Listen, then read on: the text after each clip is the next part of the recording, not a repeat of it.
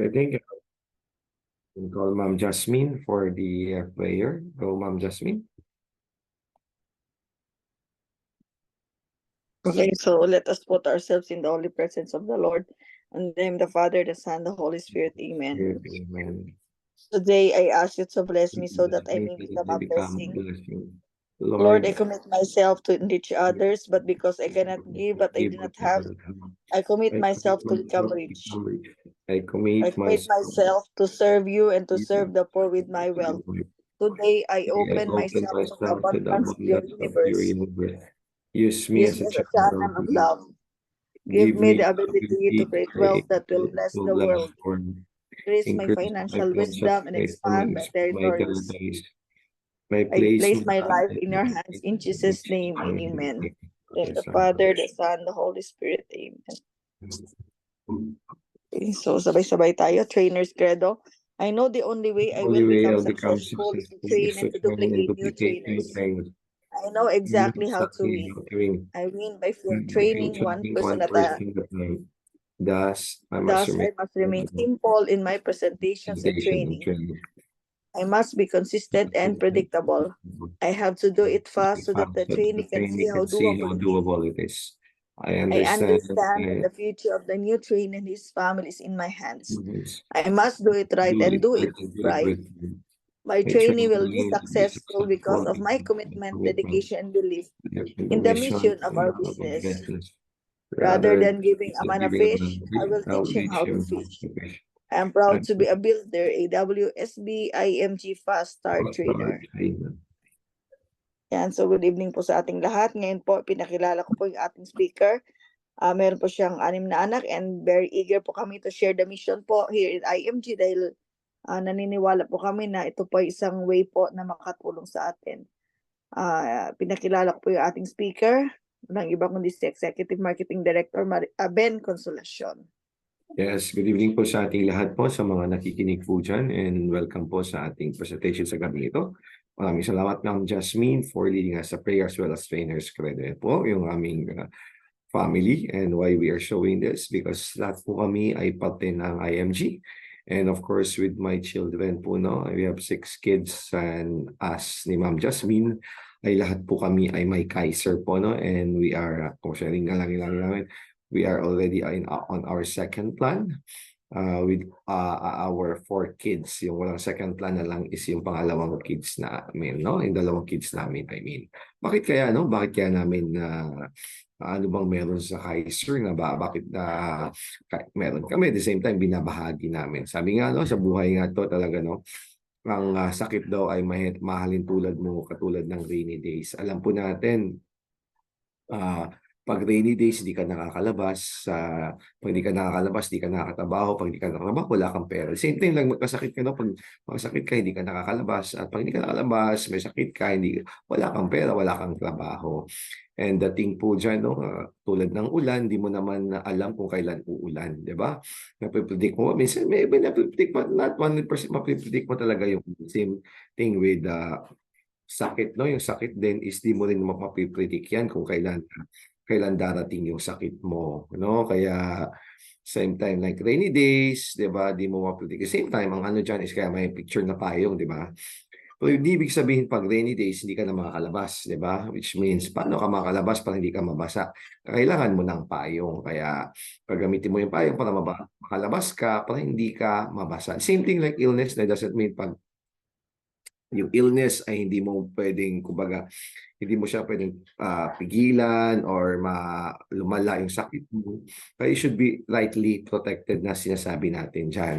Kaya po nakita natin, same like payong, dapat you should have the right protection. But the question is, are you rightly protected ba? Kaya ano, sabi nga dito natin sa sunod na presentation na sinasabi dito, di ba, according to the Philippine Wellness Index, even established, medyo matagal na siya, no? More than 5, I think magpa 5 years siya rin, but still a reality po, no? Halos kalahati po ng mga Pilipino ay walang kasiguraduhan, tandaan nyo, walang kasiguraduhan, di ba?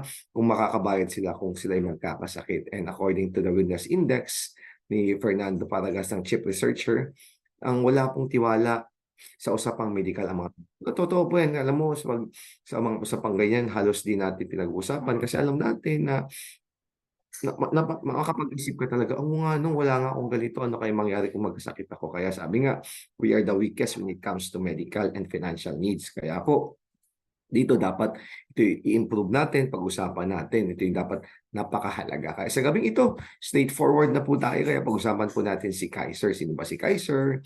Di ba? Because si Kaiser po, tandaan po natin, no? Si Kaiser po our partner in success ni IMG. Si IMG is International Marketing Group, a financial foundation builder in represent, sabi nga natin, exclusive broker natin, no? Si IMG with the Kaiser po. Kasi naniniwala po tayo, si Kaiser ay solusyon natin sa ating medical, solusyon natin sa ating insurance, at solusyon natin sa ating investment. Kaya nga, nandun na, nasa iyo na ang lahat, sabi nga natin, di ba?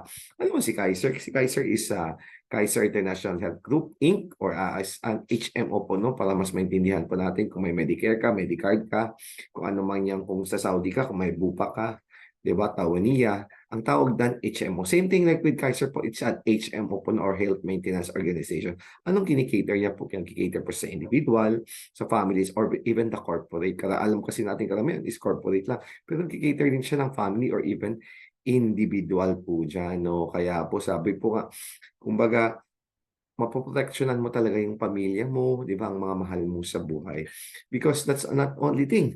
Because si Kaiser is giving the benefit because napaka-wide range po yung ano niya, network for almost 2,000 hospitals, clinics, and diagnostic facilities. Kaya tingnan mo sa ano na yan, sa mga picture na yan. Yung mga picture na ba yan, si Makati Med, St. Luke's, Capitol, di ba? Asian Hospital. Sikat ba yan? Kilala ba yan?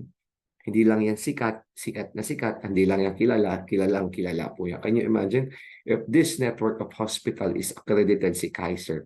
Not only that, you have 12,000 and counting accredited doctors pa. Because in Kaiser, not only given the best service, the best treatment, may 24/7 tinatawag natin emergency service. Can you imagine? Kaya napaka-wide, kaya titingnan po nga natin dito bakit inuna natin para mas makita natin. Diyan pala si Kaiser, napakalaki po no, even us no, in Baguio po, no, yung nagpunta kami ni Ma'am Jasmine, kilala po siya, accredited po siya sa mga malalaking hospital, and one of those hospital nga is si Notre Dame sa Baguio. Kaya napakalaki po na yun. Almost sabi nga natin, because Kaiser po no, is offering an healthcare, di ba, sabi natin health maintenance, because sa health maintenance or the healthcare provider no is offering different types of healthcare products, at isa na nga dyan is short-term healthcare. Short-term healthcare is itawag natin yearly renewable and covers up to 60 years old. Katulad yan, kung ikaw sa Saudi Arabia or nasa Pilipinas ka, binibigyan ka ng company ng short-term healthcare. But of course, habang nag-work ka, but the question is, paano pag tumanda ka or paano pag nag-retire ka? Hindi mo naman dadala yon. Kaya sabi na iba, Sir Ben, mag-ano na lang ako, senior care na lang. O, pag senior care, wala namang problema. Pero, pag tanda mo na yan, above 60 ka na. But the keywords here is very expensive. Napakamahal po talaga ng senior care na to.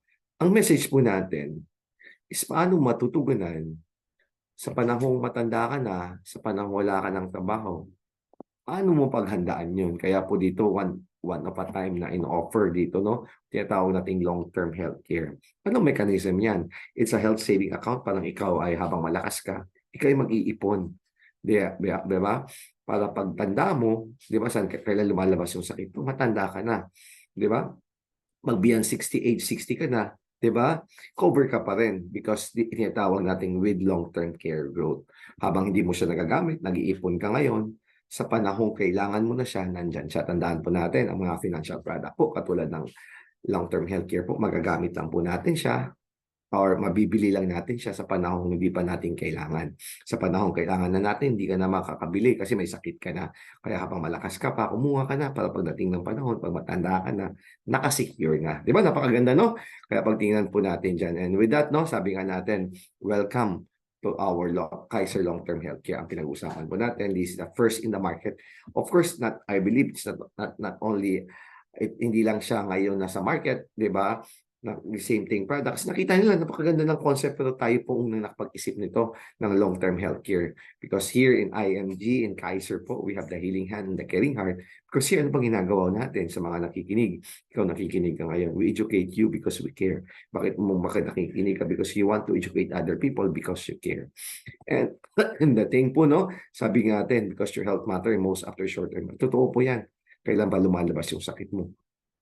Lumalabas ang sakit mo sa panahon wala ka ng short-term healthcare. Kaya we are offering one of a kind health maintenance product designed to provide healthcare beyond that of HMO. It's an ultimate Kaiser Health Builder long-term healthcare plan. Di ba? Kaya it offers you sa panahon wala ka ng short-term healthcare, may nakaambana na long-term healthcare. Kailan ba lumalabas yung mga sakit natin? Pag nag-retire ka na at matanda ka na. Kaya balikan po natin, di ba? Sabi nga natin, paano ba? Ano ba? Tinuturo sa atin. Dapat mag-build ka ng solid financial house mo. Diba? Like building a house, build it right, build it. So, kaya lagi pinag-uusapan, napakahalaga na proteksyonan mo yung sarili mo, proteksyonan mo yung pamilya mo, and of course, you start up investment because you let money work for you. With all these things kasi sa buhay natin, there are two ifs lang naman eh. Diba? What if you die too soon, maaga kang kunin ni Lord, or you live too long? Pag kinuha ka na maaga, marami ka pang responsibility, dapat may life insurance. Kasi yan po papapasok si life insurance. Eh, humaba yung buhay mo. Ang tawag dyan, you live too long. Kaya, ang kasagutan dyan is you have your investment and you should have long term kasi pag humaba yung buhay, problema rin pag wala kang pera. Kasi paano pag nagkasakit ka na hospital ka, wala kang pera. With all those things, di ba, si Kaiser is offering kahit anong mangyari sa'yo, di ba, if you die too soon, you're protected by life insurance. If you live too long, you have set aside long-term healthcare. You have investment to let money work for you, diba? And of course, tinatawag natin complete financial plan. You have your healthcare, you have life insurance, your emergency fund, and investment. Kaya nga sabi nga natin dito si Kaiser is 3-in-1. Parang kape, may asukal ka na, may creamer ka na, may kape ka pa. Diba? Kaya everything's there. Kaya nga sabi natin dito sa ating advertisement na sa'yo na ang lahat. Okay, what more kung nasa iyo na ang lahat? The question is ngayon is, oh Sir Ben, alam po namin yan pala yan. Paano ba yan? Ano bang gagawin dyan? Paano ko ba maintindihan? Simple lang. Ang gagawin natin dito is, sabi nga natin, solusyon natin sa buhay natin to. Ito 7 taon ka mag-iipon, 13 taon ka maghihintay. Ibig sabihin yan, mag-ipon ka habang malakas ka. Mag-ipon ka habang kaya mo pa. Mag-ipon ka habang provided pa ng company yung healthcare mo. Sa panahon, di ba, na hindi ka na provided, is at least may nakaambana. That's a good thing about here. Because here you have different policy plan. Yan, once you have your Kaiser, you have this sa portal mo and you have this information, no? Na nakita po natin. Next question natin dyan. Sir Ben, magkano ba yung iipunin ko dyan? Di ba? 7 taon ako mag-iipon, di ba? Ano yung tinatawag natin? With that, para mas maintindihan natin, may iba-ibang plano, iba-ibang plans. Pag 10 to 40 years old ka, yung minimum plan mo, or yung minimum plan naman talaga natin is K45, which means you will be saving monthly 2,647 or 26,470. Pag 41 to 50 years old ka naman, may tinatawag tayong K60 or 3,529 or 35,290. Bakit, Sir Ben, parang times 10 na? Kasi if you are paying annually, you are saving 2 months. So, pag 51 to 60 years old ka naman, may K75 or 4,412 or 44,116. Ito, ang age na you can start is 10. Kaya yung anak mo 10, yan yung best gift ko sa kanya, no? 10 years old siya. Kinuha na namin, and the maximum age is 60 years old. Kaya huwag mo nang paabutin mag 60 years old. And even you can have a plan of K100 na 5,882 or 58,000, di ba? Even we have maximum plan of K1 million. Of course, may policy fee ka. For every anniversary mo, every year is may 500 pesos lang naman. The question is, Sir Ben, I'm 30 years old, di ba? Pwede ba akong kumuha ng K75 o K1? O pwede kang kumuha. Yan. Mas higher sa minimum mo pwede. For example naman, 55 years old na ako, Sir Ben. Pwede ba akong kumuha ng K40? Hindi na. Ang minimum mo, if you're at that range of age from 51 to 60, if you're 55 years old, the minimum ano mo is K75. Bakit kaya? Dapat mas mataas na yung policy mo. Bakit? Kasi konti na lang yung time mo mag-grow eh. Habang bata ka pa, you have more time to grow. Kaya yung sabihin natin, kaya it's better mag-start ka na maaga, no? Para mas maintindihan natin ang mechanism na to. Bali, ang gawin natin is we have different plans. Yung mode of membership, this, for example, sa K100 is 58,000. You can make the mode of is to annual, semi-annual, or monthly, or even quarterly. Meron din, no? And of course, total membership. Ang first 7 years, ang tinatawag na is accumulation period. Diyan ka mag-iipon, diyan ka mag-iipon. On the 7th to 20th year, that's your extended period. You are growing your money. Of course, you have the benefit na matatanggap na rin dyan. By period, you have all different benefits na tinatawag natin. And of course, after ng 20, pwede mag-mature na, but after ng 20 years, you can let money, diba, set aside mo lang para mag-grow siya. Para sa panahon kailangan mo siya, naka-ready na. O para mas intindihan natin, in the first 7 years na sasabi po natin, paying period natin na tawag natin first 7 years, no? Once you have your Kaiser with you plan, you have your portal, makikita mo yan. Makikita mo kagad yan, yung scheduled annual physical examination. Because on your first paying period, the first 7 years, na tawag natin, during the paying period, meron kang free annual physical examination, may free basic dental benefit ka, may basic death benefit, health benefit ka, may member choice of room and board ka ng 1,000 pesos per K100. Yearly medical limit na K60,000 pesos. Cover ka ng insurance, death insurance, accident, permanent dismemberment, waiver of membership due to death, waiver of membership due to permanent disable. Isa-isahin po natin yan. First is pre-annual physical. Nagawa na po namin ng Ma'am Jasmine yung gagawin namin ngayon ulit, no? May physical examination ka by a doctor, may CBC blood count, X-ray urinalysis to analyze above 35 years old ka, may ECG ka pag babae ka naman, may PAPS ka. And of course, the Philippine policyholder at least must pay 1 year premium kung to avail the first year ng free annual physical examination. Pag OFW ka naman, as well as sa policy approved, pag uwi mo, pwede ka na kaagad magpa-annual physical examination. Anong message po natin dito? Dahil si Kaiser is, di ba, we care for you. Diba? Kaya sa sasakyan nga, pinapacheck natin regularly. What more ang katawang lupa natin? This is the message na sabi natin. Kaya you're given the chance. It's free, di ba? Kapag uwi mo, pwede ka magpa-check para makita kung may mga abnormalities. Di ba? And of course, not only that, kaya it's very important to have our oral hygiene or dental care. Mayroon tayong basic dental benefit. First, unlimited simple tooth extraction, temporary filling, once a year prophylaxis, of course, unlimited consultation. May tinatawag tayong minor adjustment of dentures, cementation of jacket crowns, and laser on lace, tinatawag natin. Of course, same like with annual physical examination, at least makapay ka ng 1 year premium. Yung pag OFW, migrants as well as the policy approved, pwede ka na magpa-check, pwede ka na magpalinis, no? And the good thing is unlimited consultation. And aside from that, meron tayong basic health benefit na includes physician fees, specialist fees, surgeon fees, anesthesiologist fees, operating room. It's covered in all hospital intensive care. Of course, you have the member choice of room and board up to 1,000 pesos per day for K100.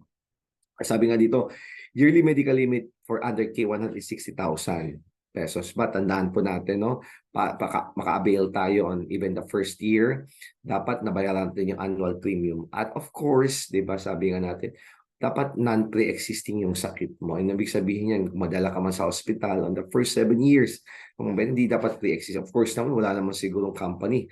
Di ba? Kasi kumuha ka na ng healthcare kasi may sakit ka na. Di ba? Kaya nga dapat non-pre-existing. And of course, dapat pupunta ka lang sa mga accredited hospital, clinics, and doctors. And of course, inpatient lang. And of course, hindi kasama yung pagbubuntis dyan. Tandaan po natin, no? Pag nagamit po natin the first 7 years, yung medical limit natin, no? Kasi pag hindi mo nagamit, ibabalik yung 85% ng lahat ng binayad mo doon, di ba? Pag nagamit natin is hindi na ibabalik. Wala lang ibabalik on the 20th year. Anong message po natin dito? The chances of using it para makonfine ka sa hospital is very minimal, lalo ngayon. Kung may healthcare ka naman sa opisina, gamitin mo yung healthcare mo sa opisina mo. Pero kung talagang no option ka na talaga wala ibang at least meron kang nakaamba. Worst to worst, anong mangyari sa'yo. Kaya it's very important, mga pag na-explain po natin sa iba, makita sana nila to na napakahalaga, no? Di ba, kumbaga, emergency, ay mapapakita ka sa hospital at tatanggapin ka. With that, no? With force, not only that, meron tayong insurance rider with contestability period, di ba? 2 years, no? And during the paying period, cover ka ng term life insurance. Anong mangyari sa'yo? Di ba? Is cover ka ng insurance, at least may matanggap yung family mo. Kung K100, family mo katanggap ng 450,000. Kung Kung ma-accident ka, double pa, maging 900,000. For example, bigla ka lang na-disable, wave na yung lahat ng babayaran mo, di ba? At the same time, for example, God forbid, ikaw, provider, nakapaghulog ka lang up to 2nd year, bigla kang nawala sa mundong ito. Yung 3rd to 7th year, wala nang babayaran yung family mo. And the good thing pa dyan, malilipat ang lahat ng benefits. Can you imagine, lahat ng benefits mapupunta sa beneficiary. Di ba, wala nang babayaran. At the same time, na-disable ka. On the 3rd to 7th year, the 2nd year, disable ka, wala lang babayaran din yung family. Wala ka na rin babayaran because you're not capable to work. It's very important then, no? Every time the policy is stated, you will go back to day 1 of the contestability. It's very important na updated tayo lagi sa ating payment, no?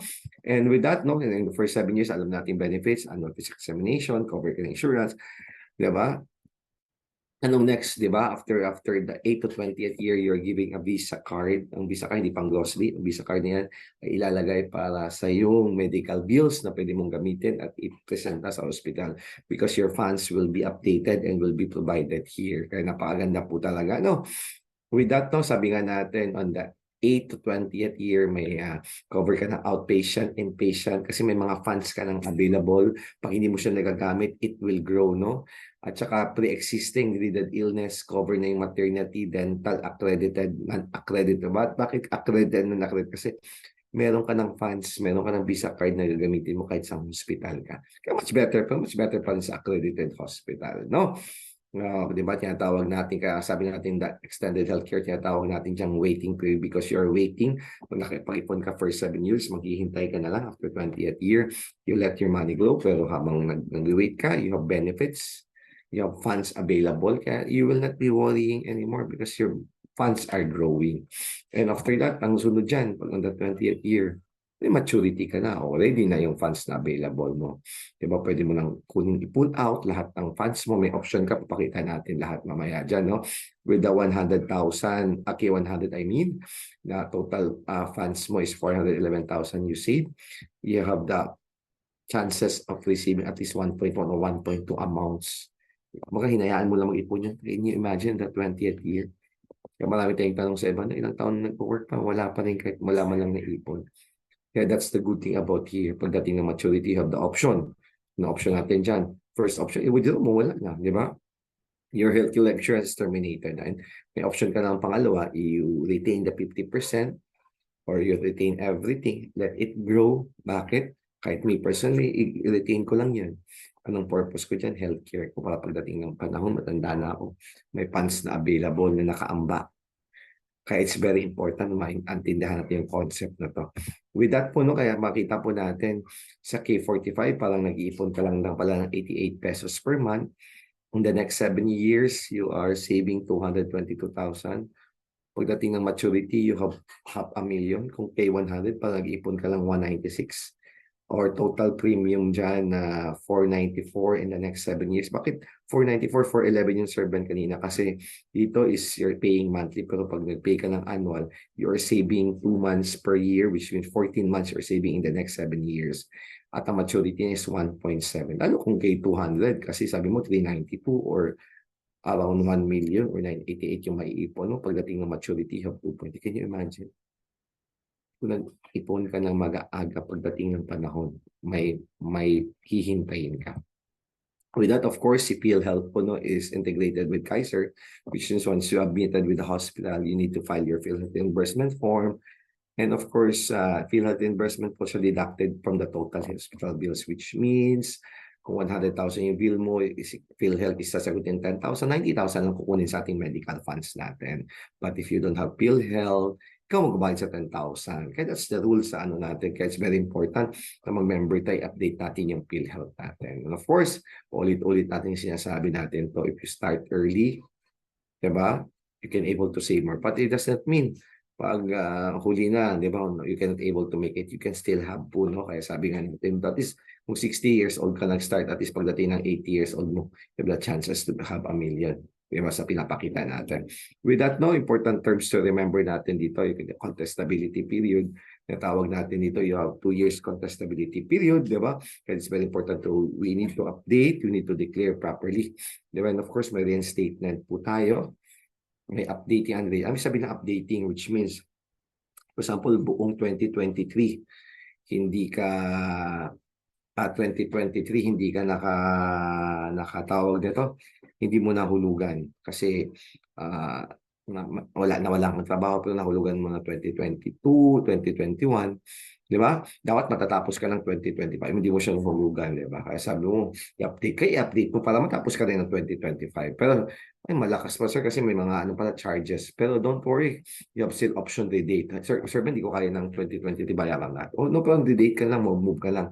O mag-start ka lang ngayon January, pero instead na 2025 ka na, tapos mag-move ka ng another year na 2020. Kaya tawag niya redate. Of course, family assistance. In case of emergency, makailangan ka dalhin sa hospital yung first degree po anak mo, for example, na dengue, wala kang perang mapadala. Pwedeng pakita yung card mo na i-accept sa hospital, but before they will be mag-check out or mag-out sa hospital, you need to pay. That's a good thing, no? Last mga accredited hospital natin sa Kaiser, they're accepting it. No? Of course, sa PhilHealth tayo. Of course, sa portal natin may help desk, frequently asked question. Of course, insured reserve policy holder na tawag natin dito. Kasi, 'di ba, minor and the payer kasi dito, tinatawag natin katulad sa amin, kami yung payer. 'Di ba? The same time, 'di ba, yung policy holder natin, 'di ba? Yung policy holder namin is yung mga anak namin, 'di ba? Kaya it's very important na makita din natin dito yung no insurance benefit na sinasabi po natin dito.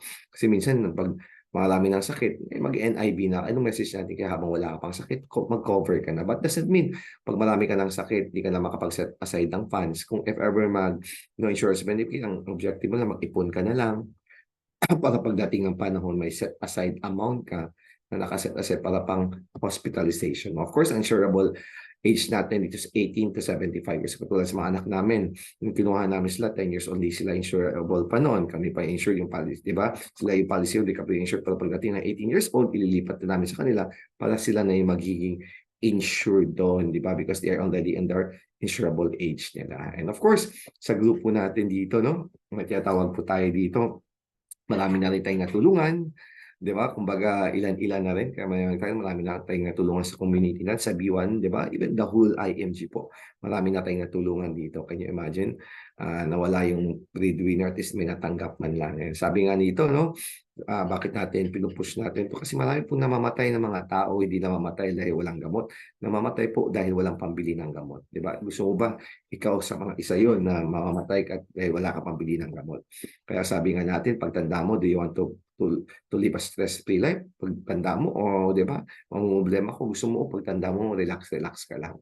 Kaya sabi nga ni Jack Ma, no, ang founder ng Alibaba, pagbili ng insurance or healthcare, hindi naman mababago yung buhay mo eh. Magkano lang naman, di ba?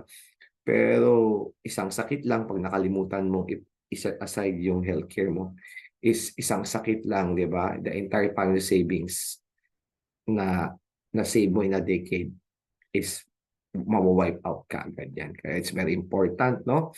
Not to set aside because you will not turn naman bankrupt because of buying a healthcare insurance, but you will cause your loved ones to be bankrupt kung hindi ka mag-set aside. Yan. Kaya ikaw, mga nakikinig sa gabing ito, di ba? At makikinig pa lang sa recorded at ito, naway magbigay at magbukas sa isip mo na napakahalaga po, no? Mamalakas ka pa. Magsubi ka, magtabi ka para pagdating ng panahon na tag-ulan, di ba, magkakasakit ka, ay may nakaamba na, tawag na may payong ka na at protektado ka na. Muli po, ito po si Ben Casolan at kasama na aking asawa na si Ma'am Jasmine. Muli, maraming salamat po sa ating lahat and God bless po sa ating lahat. Thank you po. Stop recording ko lang. Yan po, kung may mga tanong po tayo.